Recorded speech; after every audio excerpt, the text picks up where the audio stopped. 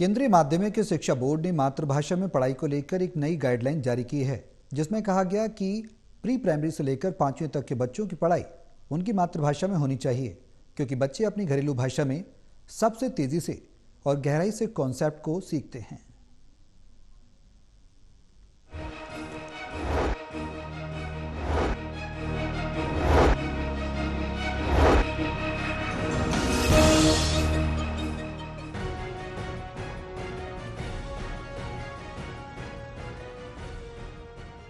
CBSE ने pre primary से 5वीं तक की कक्षाओं में पढ़ने वाले बच्चों के लिए उनकी मातृभाषा में पढ़ाई कराने का फैसला किया है। सीबीएसई ने अपने इस फैसले से अपने तहत आने वाले सभी स्कूलों को अवगत करा दिया। सीबीएसई ने इन स्कूलों को निर्देश दिया कि वो सुनिश्चित करें कि प्री प्राइमरी से 5वीं तक पढ़ाई बच्चों की मातृभाषा में ही हो।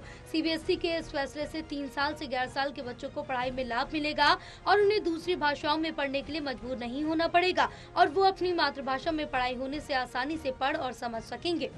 आमतौर पर ऐसा देखने में आता है कि ज्यादातर प्राइवेट स्कूलों में अंग्रेजी भाषा में ही पढ़ाई जाती है, मातृभाषा पर उतना ध्यान नहीं दिया जाता। लेकिन अब केंद्रीय माध्यमिक शिक्षा बोर्ड यानी सीबीएसई ने इसको लेकर नई गाइडलाइंस जारी की है, जिसमें सीबीएसई के सभी संबद्ध स्कूलों को छात्रा की मातृभाषा को जल्द से जल्द मैप करने के लिए कहा गया।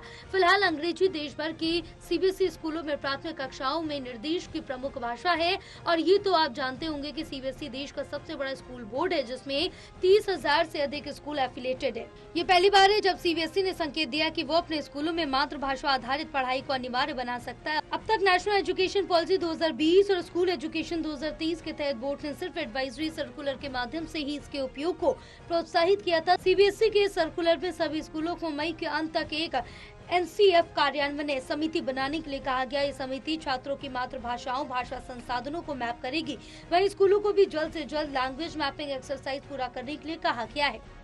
Total TV news desk.